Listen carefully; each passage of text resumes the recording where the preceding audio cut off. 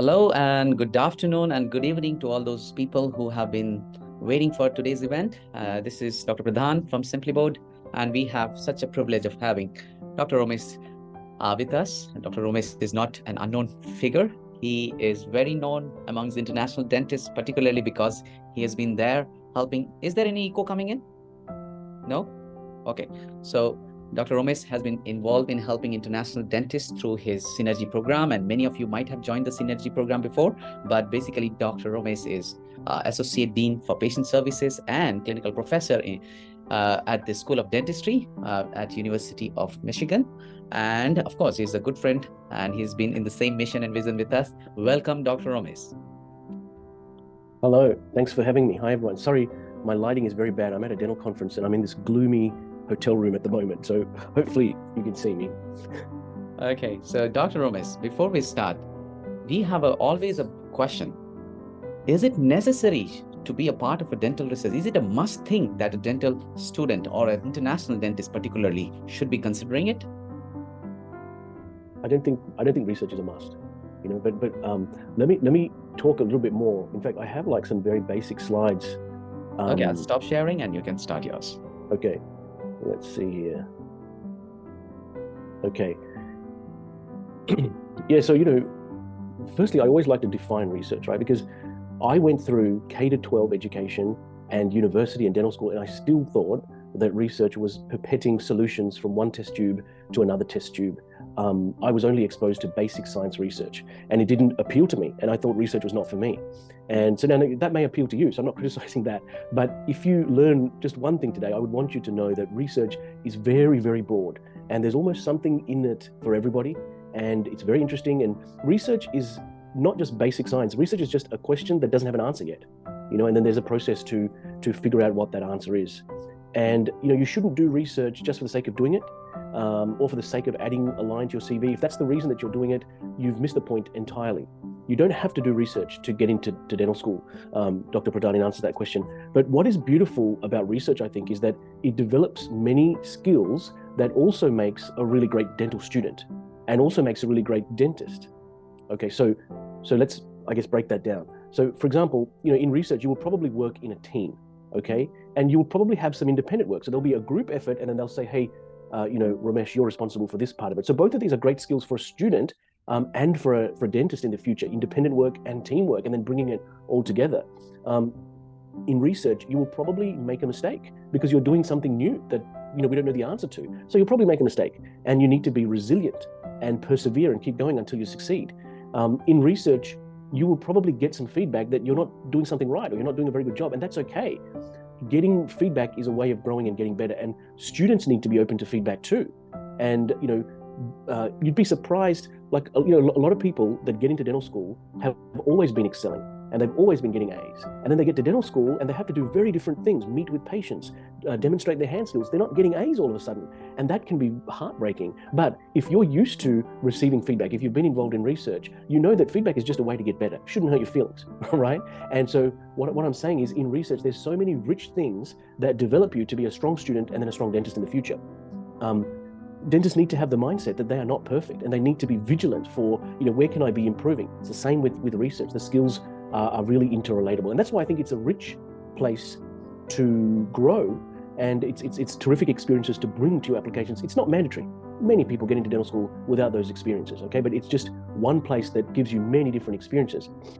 That was wonderful, Dr. Romesh. You said research is something which you haven't got the answer yet. Wonderful.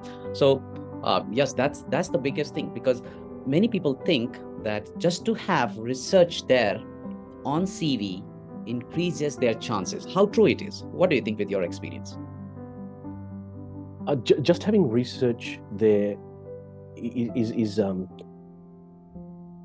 don't want to say of no value, but it's like one line in your CV, right? What is more important is in your personal statement, how you digest and synthesize that experience. Okay, so when I was doing research, I developed this skill. When I was doing research, our team was not succeeding at this thing, and then we received feedback, and then we decided we needed to have a completely different approach. We learned a new process. So like, these are the kinds of things that come in your personal statement. Not that I did this research, no one cares. And everyone knows that research is a group effort. So we know that it wasn't your individual effort, most probably. So it's one line in your CV, but potentially, as I hope I've described, it's multiple lines or paragraphs in your personal statement, because it can really be direction setting for your application, because there's just so many experiences that are rich from there. Okay, so one of the very frequent questions, Dr. Romesh, we get is people get confused between research and publication. I wanted to request you to throw some light on that. What's the difference and how these two things are altogether different ball of games? Yeah, I like that question. Yeah, so you can be involved in research and not necessarily be in the publication. So now there's some things to think about here, okay? Because in your CV, it can be one line in experience. I did research with Dr. Pradhan, right? Or it might be, I have a publication with Dr. Pradhan. And for someone so junior, now, if you're applying to a residency or an academic position, then absolutely you need the publication. If you're applying to dental school, I don't know, you could go either way. And still what I say is what's more important is those lines in the personal statement of what you learned from this experience, what you will now bring to the table as a student or as a dentist. But if it is your interest to be on the publication, that's a conversation to have at the start with your leader and with your team.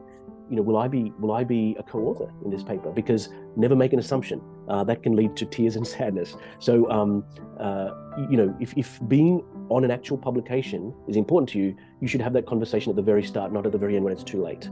But like I said, I'm not sure if that's really essential at this level, applying to dental school. I think what's more important is the experiences that you gain from it. You develop critical thinking skills, right? So being engaged in research enables you actually to learn more about our profession. And learning is fun, right? Ultimately, Absolutely. Learning about this thing that you want to do, it's no longer high school, right? This is dental school. This is what you want to do. So learning more and more about this is fun, actually. So, for example, if you do a study, one of the first things that we do is a literature review, right? What is already known about this subject? So you have to understand the subject thoroughly if you're going to study one aspect of it, right? So what is known? What are the gaps?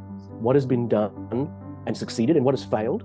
You gain a broader and deeper understanding of the science in your chosen field, and you develop critical thinking skills, right? So critical thinking is basically being able to objectively analyze a situation and make a judgment.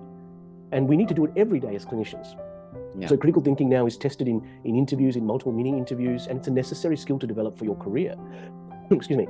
And you develop it in research, right? In research, you have to analyze information, interpret findings, make connections between your studies, historical studies, your studies, real-world applications. So it helps you to develop critical thinking skills. And dental practice, when you start practicing, dental practice must be evidence-based. And Absolutely. Being involved in research gives you a huge advantage here, right? Because in terms of being in a real-world situation of having to answer a clinical question, you're at an advantage. So, for example, let's say you have a patient, excuse me, who's missing a tooth. Okay, they're missing a number 4 tooth. Okay, but they don't want an implant, and they want conservative treatment, and they have a heavily restored number 3, but a virgin number 5. Okay, so can we do a cantilever from 3 to 4? Do we need to include 2 and do a 3-unit bridge? What are the rules around cantilevers? What is more successful? What is less successful? What does the literature say? What have previous studies said? And how do I search for articles, right? How do I summarize the existing knowledge and the gaps, and then have a position on this clinical decision? This is all skills you'll learn in research in a slightly different context that you can just apply to your clinical practice. So it's a tremendous learning ground for dental students and for dentistry. Absolutely true. And Dr. Romesh, just to add a few points on critical thinking, before our subject lecture, every weekend, every 3 days, Saturday, Sunday, and Monday, 15 minutes we spend on critical thinking exercise. We have a clinical scenario, not based on that big topic, and we discuss various aspects of that thing, so that when they are out to compete or they are out to run the race, they are in the upper edge. And many people have given this feedback to us as well, that helped them a lot to have those critical thinking exercise going. And now the big question, Dr. Romesh, now you nicely said difference between all these things and whether it is very important or not. I would like you to highlight now, if someone is interested, how to get involved. Let's come back to the core topic, and if you have the slides for you can share your slides. I will be more than happy. Thank you. I'm not sure they have a slide for this, but let me have a quick look. Oh yeah. Excuse me. What positions are out there? First and foremost, I know that there's a mixed crowd here. There's some people who are out of college applying to dental school, some people who've been working and then want to apply to dental school, some foreign trained dentists who want to apply to dental school. So let me try and address every group. Okay, so first and foremost, if you're looking for a research opportunity, use your college affiliation. Okay, you went to college. Now seek out research opportunities in the dental school of your college. And if your college doesn't have a dental school, that's okay. Look for a local dental school.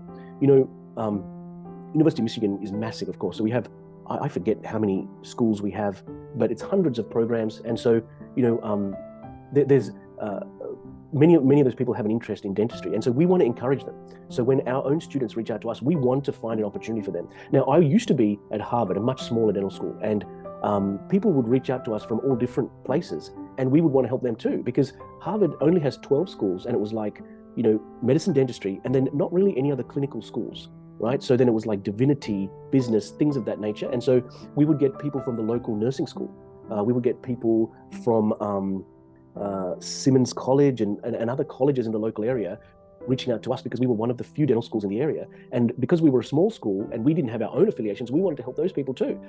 So firstly, look at your college affiliation. And then if your college doesn't have a dental school, look for a local dental school and reach out directly, right? What if, you've been working for a while, or, you're now returning to dental school, or if in fact you're a foreign trained dentist and you don't have a US university affiliation. So I'll be honest with you, it's harder, but it is not impossible. Okay, so let's unpack this. Okay, so you should try and reach out to, what I want to point out is, I personally, Dr. Pradhan will be the same. I get probably 10 emails a month from completely random people wanting to join my research group, right? And I try to answer them because I'm a foreign trained dentist and I've been in that situation, right? But I try to answer them, but I can't find a position for them. This is a completely unknown entity to me. It's a huge risk for me, right? My grants, my data, my reputation, my team's reputation, it all depends. How can we trust this one person that we don't know anything about? It's a big ask. So it's unlikely that those cold emails are going to work. You need someone to support you, right? Someone to endorse you. So maybe if you're not affiliated with a university, maybe you know someone who is affiliated, like with a dental school. Like, for example, you're probably shadowing in a dental practice. Where's your dentist dental school? Is that local somewhere? Can you connect? Can you connect that way and say, hey, I work for Dr. So-and-so, he's an alum. I would love to do research. I'm also interested in dental school, et cetera, et cetera, et cetera, right? So a cold email is potentially a waste of time. But what you got to do is look for a relationship like that. Maybe you have a friend, maybe you have a friend in the dental program. That's also terrific, Yes, absolutely, Dr. Romesh. I wanted to add one point here, the importance of networking. Even going to small courses or maybe an event where you meet with other people, that makes a lot of difference, And yeah, that's very, very important. And we have been emphasizing on that. And you rightly said, it's something like maybe you are genuine, but who is going to validate your genuineness? Who knows? So it's a very good point that you made, Dr. Romesh. Yeah. So, maybe you can't find someone to endorse you. Okay. So you're not from a local university. You just can't find someone. So then you got to get, actually what you said is perfect segue for me, right? Because what I wanted to talk about next is you got to get your foot in the door at the dental school somehow, right? So can you apply for a staff position? Okay, so staff research would be perfect. These can be tricky because often they want some experience. Okay, now Michigan has this, and a lot of dental schools have this, certificate programs that don't lead to a degree, right? So it's like, you'll attend lectures, be involved in preclinical activity, but not necessarily involved in patient care. These are run by the departments. Matter of fact, I got the link here so I could share with you. That will be awesome, Dr. Romesh. Yeah. This is just one example, okay, though? So this is just one example of one program. So my school, Michigan, has multiple programs. So this is just one example, and there's many schools. Matter of fact, we have a paper out because one thing I wanted to get out in the open is these programs vary tremendously. The cheapest one that I'm aware of is $2,000, and the most expensive one is $80,000. And I don't want people to get ripped off into something that's not a good fit. So we have a paper, Dr. Pradhan, it's easy for me to share it with you, but I'm not sure how you can share it with our colleagues. I'll share with everyone. Okay. Well. Yeah, so that paper doesn't name anyone because, that would be not right to publish with people's names, but it's just to give people the warning that these programs vary tremendously. Okay, but if you do one of those programs, and that's all you do, again, it's one line in your CV. What you really need to do is what Dr. Pradhan, said, is network. When you're at the school doing one of these programs, can you volunteer in some clinical activity? Can you assist in research? And can you participate in other ways? And then this one line in your CV turns into 2 paragraphs in your statement of purpose, right? And now we're talking. Okay, now it's a serious thing, you know, because particularly, I guess, for the foreign trained dentists, you may have done wonderful things in your home country. I'm sure you have, actually. But the problem is, because in America, we don't understand the rest of the world very well. When you do, I mean, when you have research and a publication, we understand that, okay? But if, let's say, it's just a research project or a volunteer project, we don't understand what it took to do that. Now, you come to Michigan and do that in our setting, now I know you're serious business. And now I know what it took for you because I understand that context, right? And so suddenly it becomes relevant. So that's the thing, is to get those experiences in a United States dental school. It doesn't have to be the school you're applying to, but in a US dental school, in a US dental setting, then suddenly we understand the context where you did these things. You know, if you got a master's degree, if you got, 4 publications, I understand what it took to do that. And, you'll be recognized, I guess, for the work that you did. If you're not a dentist, if you're a pre-dental applicant, schools often have master's, matter of fact, even foreign trained dentists can do this, but schools often have master's programs to help you strengthen your application after college. And we have one too. Like I said, it's not the only one. I'm just giving it to you as an example. Here, I'm sending it in the chat. It's just one example, okay? So you engage one of these programs, you get your foot in the door, or you get a staff job. And then once you're here, be productive. Do the thing that you were called to do. So if you've got a job as a dental assistant or whatever, make sure you satisfy your boss. And I've had pre-dental people come and get fired because they were trying so hard to do this and do that and do that. They weren't doing their job. So don't let that happen. Come and make sure your job gets done, but then use the credentials you now have that you're in the dental school to seek out mentorship, research opportunities, volunteerism, all of these things. Dr. Romesh, again, you rightly said one important thing. When you go there, please just don't go there to do the job. You are going there with a mission. What is the mission? Prove and validate yourself. So recently, I'll just take one more second. One aspirant went to one of the very famous universities which has the preceptorship program, and he went there and he finished his program, and then he asked me, now I'm going to ask someone to get me into the research. Then I said, you spent 3 months there. What you did? So I used to go every day in the morning, 8 o'clock and 5 o'clock. Till that, I used to work there very soon. Okay. How many events that college had? CE workshops. I didn't attend a single. Okay. Did you spoke with anyone in the faculty that you wanted to get involved in research? No, I was in radio department. I spent 3 months in the radio. Okay. Who is your program director? Oh, my guide was this. Who is your program director? I said, you missed a very important component. You went there, yes, of course, to learn, but you also went there. You have network and you have to channelize the things for future. That's very important. And don't give up. Dr. Romesh rightly said, even if someone being, you could not fit in, don't think that you are not going to fit in other setups. Have that perseverance going. Yeah, so that example that Dr. Pradhan gave, that's someone that just has one line in their CV. Yep, absolutely, one There's line. Nothing to say in their statement of purpose. I came and I did what I was asked to do at the end. So these are foot in the door opportunities to do more, to learn more, right? And that's the thing, is I'd encourage you to recognize all these things, research, whatever it is, as learning opportunities, not I've got to do this thing to get into dental school. Because that's not what the admissions process asks. It wants students to have these experiences so that they'll be better students and better dentists, right? So it's not that I have to do this thing to get into dental school. No, you're becoming a stronger applicant and a stronger future dentist, right? Okay. So I do have one more question, okay, and then I will take the other's question. So you partially answered this question. So do I have to get involved in only dental research, or any kind of non-dental, or any kind of maybe they did not mention that, any non-dental research? What kind of research is good for them? Well, answer is very simple. But I want Dr. Romesh to answer this thing. Yes, Dr. Romesh. Yeah. So my opinion, any research experience is valuable, but it's how you describe it in the personal statement, right? Like if you say, I studied veterinary medicine and it was, I learned about animals. You haven't done anything. But if you, in your personal statement, describe how, the experience of a veterinarian was more challenging than a dentist, the patient cannot disclose their pain. And there's ways to do this, right? So I think research experience is valuable wherever it is, but what's important is how you describe it, how it impacted you in your personal statement.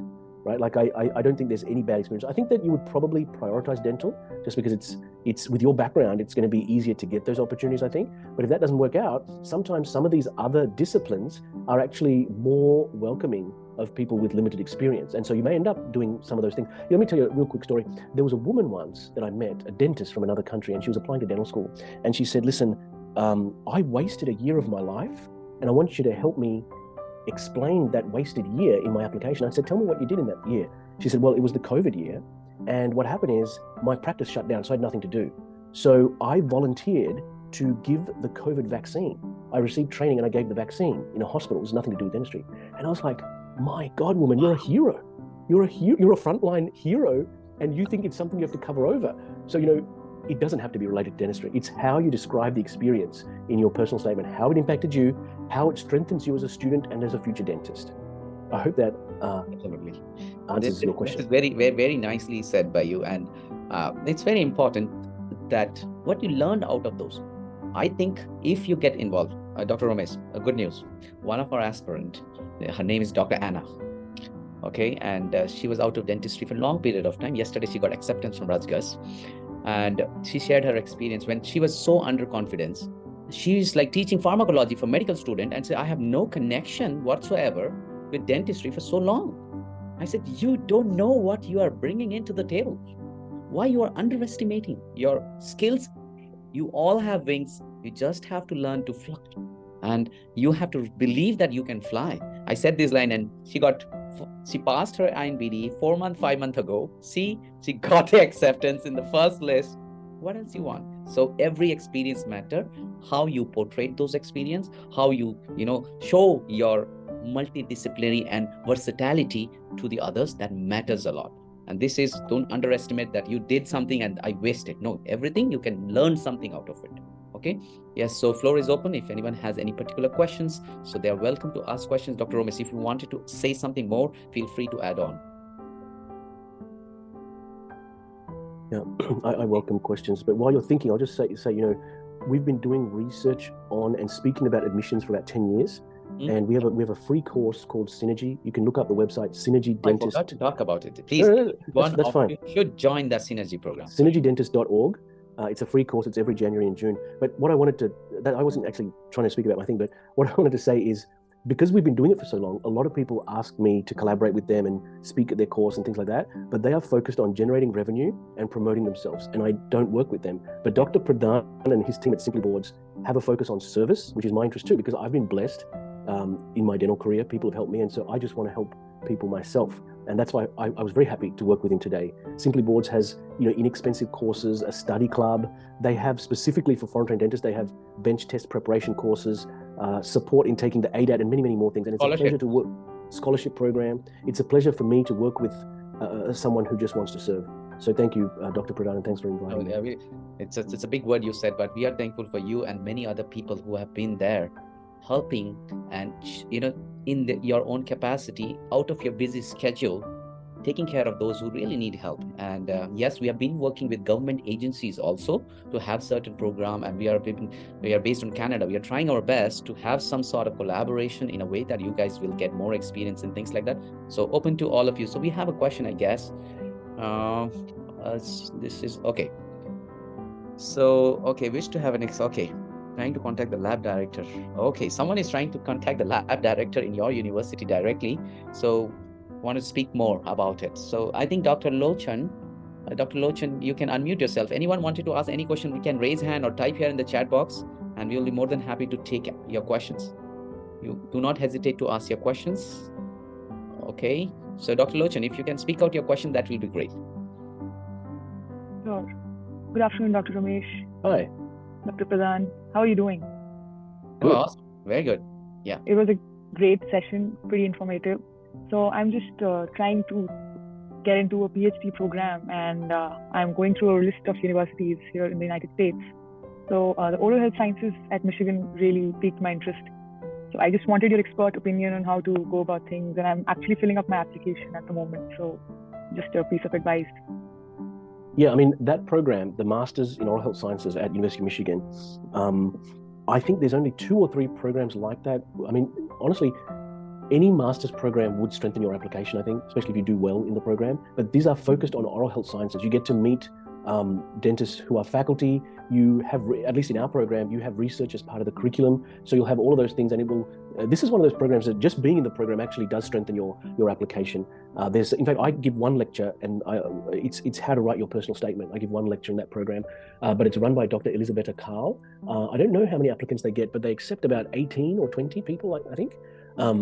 Yeah. So, but if that is doing a master's program is not cheap, but for people who are able to afford it, that is a superb pathway, particularly to a PhD, right? There's many pathways, I think, to a to dental school. Like, for example, if you're interested in public health, you might benefit more from doing an MPH than doing this master's in oral health sciences. If you're interested in business, you might benefit more from an MBA. But if you want to do a PhD, that's a real good program, because you start to make contacts with all the people involved in the PhD program. That program's housed in the Office of Research, which also runs the PhD program. So there'll be a lot of overlap of staff and resources. So that is a perfect program if you want to do a PhD, I reckon. Right. All right. Thank you so much. Sure. Thank you. And I think no one has any question. Dr. Rami, do you have any question? Yes. Hi, Doctor. First of all, thank you so much for this session. You actually answered all my questions. So I was hesitant about the research. If it was a necessity and how to get involved. I got my answers, and I'm looking forward. Hey, Rami, you better get to work, man. Look at all the Post-it notes behind you. You've got a lot of things to do. You better get to work, brother. That's true. Okay, there's a question from Dr. Reddy, is it? Dr. Reddy, go ahead. Yes, Dr. Reddy. All right. Good evening, Dr. Romesh. Good evening, Dr. Pradhan. Absolute pleasure to be talking to you guys. So I love your view on research, Dr. Romesh. I think that's how the world is going to get ahead for the future. It's only through research. And I'm not going to waste a lot of your time, but I just have a couple of questions. So the first one is, how important is GPA when it comes to getting an admission into a dental college? And the second one is, why are publications so expensive? Like, I have done a lot of research and I've done a lot of effort, but when it comes to publications, they are so expensive that I just can't afford them. Okay, that depends. So firstly, a lot of the journals it's actually free. It's actually free, but there are some journals. So I'm associate editor for Journal of Dental Education, and we do have a program that if you want your paper to be publicly available to anyone, without login or whatever, you would have to pay $3,000. However, for us, many universities have so we are a Wiley journal. Wiley is the company that owns our journal. And so many universities have a contract with Wiley already. And for those people, it's free. So if you're affiliated with a university, there's a good chance that it's actually free, right? So ideally, an early career person wouldn't have to pay that. It should be the PI's lab if it comes to that. Or, a lot of good dental journals are actually free. I should definitely look into that. And about the first question, how important is GPA? Okay. Yeah. How important is GPA when it comes to getting an admission into dental school? Okay, so GPA, okay. I think, yes, GPA does play a role, particularly your dental GPA. But, again, Dr. Romesh, this admission cycle, we got acceptance for 2.96 GPA, which is less than 3. We got acceptance. Okay, so it is not a one factor line, as Dr. Romesh was also highlighting it. There are multiple factors faculties and the admission committee see. One of them is GPA. If your one of the hand is weak, you got to make the other hand so strong to punch the other person down, right? That's absolutely true. Or maybe you develop a good muscles so that you run faster. Yeah, you got to work on the other point. Yes, if you feel like you need help and something, do contact my admission team. They will help you as well. And Dr. Romesh also is there to help you. Yeah. Yeah, I agree. Excuse me. I agree with that because the idea that GPA is just one element. So, for example, if your application is I graduated from dental school in another country, or I went to college, I have this GPA, I did the required shadowing, here's my application. That's not going to go anywhere, right? So, for example, if you have a low GPA, here's the thing with GPA, we want to know that you can handle it in dental school. Dental school's hard, right? And so if the GPA is not good, then you have to show your intelligence in other ways, right? Be involved. If your GPA is horrible, you may need to do a master's degree and perform better in that program to strengthen your application, right? But if your GPA is just like, it's not that crash hot, it's like low 3s or whatever, then I still think that's adequate to get into dental school, but you have to build other elements of your application. Precious information. Research, sometimes even teaching experience, volunteerism, things like that. Absolutely. So yes, anyone else have question? Dr. Srishti? No, My first question was you already answered. Okay, Dr. Laura? Okay, sounds good. So I would like to thank Dr. Romesh once again, taking out valuable time, because Dr. Romesh right now was in mid of the meeting and he said, okay, we will have this much time, and thank you very much. He's in a very essential meeting, but he took out time to talk with you guys, have provided the links for important information. You can explore those links, and those links we will also going to send it through. And also we will like all of you to get enrolled in Synergy program, which has been there. I think now it is a 10th year, if I'm not wrong. Yeah, I haven't put the registration stuff up yet, but you can access it's synergydentist.org, and I run it every January and June, and I have to put the Zoom information for January. I haven't done that yet. Yeah. So yes, so takeaway points. Number one, is research must? Answer is no. But what is your aim of doing research is more important. Question number two, what is the difference between publication and research? Oh, well, your research may lead to publication, but your publication might not have any research associated. You're just reporting case report. As simple as that. Question number three, how to get involved? First and foremost thing, look around yourself first. Means your college, your previous college, your city colleges. If you are going to get anything there, that's the best thing. If not, please focus on networking first. Because if you're going to send cold email like we receive, like tons of emails every day, right? So it will be hard for anyone to respond to you right away, but slow and steady. That's one. Number two, there are courses which will lead to research. And of course, you can publish your research if it's good enough to get published and share with others. Is it very, very important that you get into those programs? Well, program costs start from $2,000 up to $80,000, right? You can search for those things. And is it must for my admission cycle? Nothing is must other than you being very confident and present yourself in a way that the universities want. I hope I summarized everything, Dr. Romesh. I think so.